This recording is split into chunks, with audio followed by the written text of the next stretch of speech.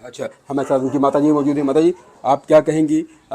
खून के आंसू रोने वाली जो कहावत है, वो शायद ऐसे ही मौक़ों के लिए है कि खून के आंसू रुला दिए बेटी ने। क्या कहेंगी? सही में खून के आंसू रुला दिए। जिंदा लाश हैं हम इस टाइम, बोलने लायक नहीं है कि मतलब विश्वास भी नहीं हो रहा कि हमारा घर का नॉर्मल मिडिल क्लास फैमिली का बच्चे ने ऐसे करा है।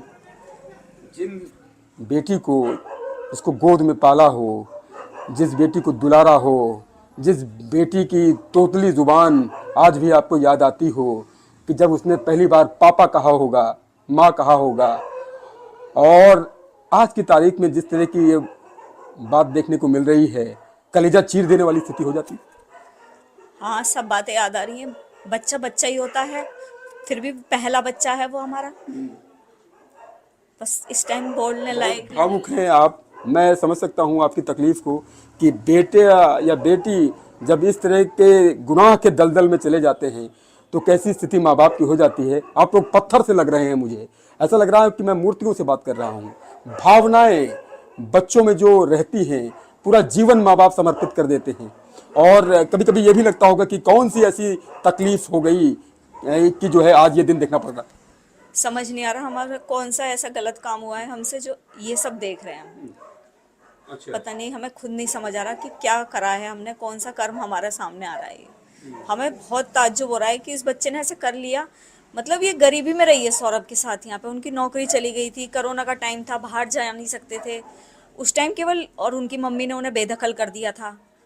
उस टाइम ये 2 गद्दों पर रही है किराए के पोर्शन में। बल्कि हमने कहा हमारे साथ रहो तो उसने मना कर दी। तो केवल किराए के पोर्शन में वो 2 गद्दों पर रही है। उस टाइम लड़ते थे, होती है दोनों में भी, कुछ नहीं है घर में, केवल रसोई भी हम चला रहे थे उसकी। तो उसे फ्रस्ट्रेशन होता था कि मेरे मम्मी पापा कब तक करेंगे। मैडम, आदतों की अगर बात की जाए, क्या हैबिट्स थी मुस्कान की? और जैसा कि भाई साहब बता रहे हैं कि ये जो परिवर्तन हुआ, ये परिवर्तन जो है इसी 2019 के बाद हुआ। हैबिट्स क्या थी, बचपन की क्या हैबिट्स थी? आप लोगों को तो एक एक चीज़ मालूम है, ये ऐसा क्यों हुआ ये भी पता है, क्योंकि क्यों ये दिमाग परिवर्तन आपने बताया कि किस तरह से माइंड वॉश किया गया। हैबिट्स उसकी बहुत, ऐसा कुछ नहीं है, वो नॉर्मल लड़की थी जैसे सब होते हैं बच्चे, वैसी ही वो थी।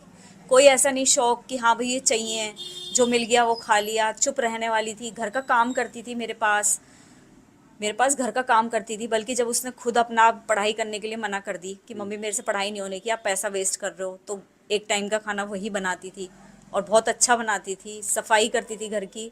कभी हमारे घर में कोई सर्वेंट नहीं लगा। पता नहीं कैसे ब्रेन वेव वॉश हुआ है उसका, हमें खुद ताज्जुब है। ये तो वो केवल यही, ये हमारे लिए तो पहेली बन गई है मुस्कान। साहिल आपके लिए सबसे बड़ा दुश्मन है? दुश्मन दिख रहा है इस टाइम साहिल सबसे ज्यादा। अच्छा। उसी ने ही ब्रेन वॉश करा है एक लड़की का। एक नॉर्मल लड़की, मिडिल क्लास की लड़की ऐसा नहीं कर सकती। साहिल ने खंजर भोंका है, खंजर घोंपा है आप लोगों के ऊपर भी, जिस तरह की बातें हाँ आई। जी, हाँ जी, साहिल ने पूरा पूरा 2-3 घर खराब कर दिए। मुस्कान का, हमारा और सौरभ का, 3 परिवार खराब करे हैं उस लड़के ने। पता नहीं, अब ये तो सच्चाई केवल कोर्ट ही मालूम कर सकती है, क्योंकि हमारे पास मुस्कान है नहीं। सच्चाई केवल वही मालूम कर सकती है कि इनकी क्या मन में था, क्यों करा है। नशे की वजह से, नशे में कर सकती है वो लड़की, और वो खुद नहीं करी है, उसने नहीं कर सकती। कोई नॉर्मल लड़की नहीं मार सकती किसी को, नहीं मार सकती, मैं नहीं मान सकती। एक दिमागी जुनून था। हाँ, ये कोई दिमागी साइकोपन है या नशे की लत है जो से कराए। क्या सजा की मांग करती हैं आप? फांसी की सजा की मांग करती हूँ उस दोनों लड़के को? के साथ। हाँ, दोनों को। इस लड़के के साथ बहुत गलत हुआ है। सौरभ के परिवार वाले जिस तरह से कह रहे हैं कि भाई फैमिली से भी पूछताछ की जाए, आप लोग तैयार हैं इसके लिए? हाँ, हमें कोई प्रॉब्लम नहीं है।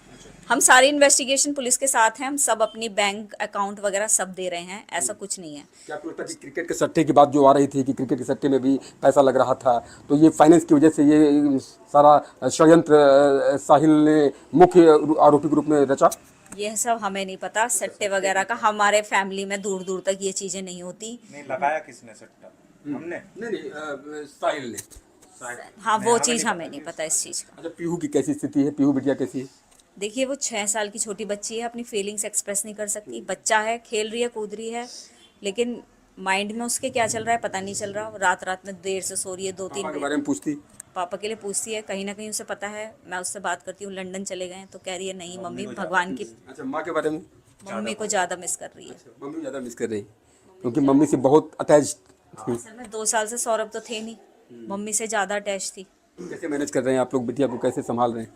रोने लगती है, हम सोच रहे हैं उसके बारे में ना पूछे तो ज़्यादा बेटर है। मैडम बहुत बहुत धन्यवाद आपका।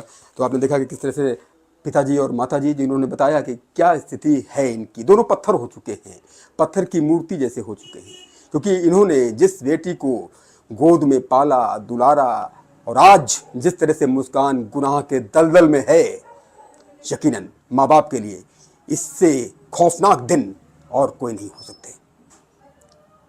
माँ बाप भी अपनी बेटी के लिए और साहिल के लिए सजाए मौत मांग रहे हैं। अपने कैमरा सहयोगी के साथ उमेश श्रीवास्तव, न्यूज़ 18 मेरठ।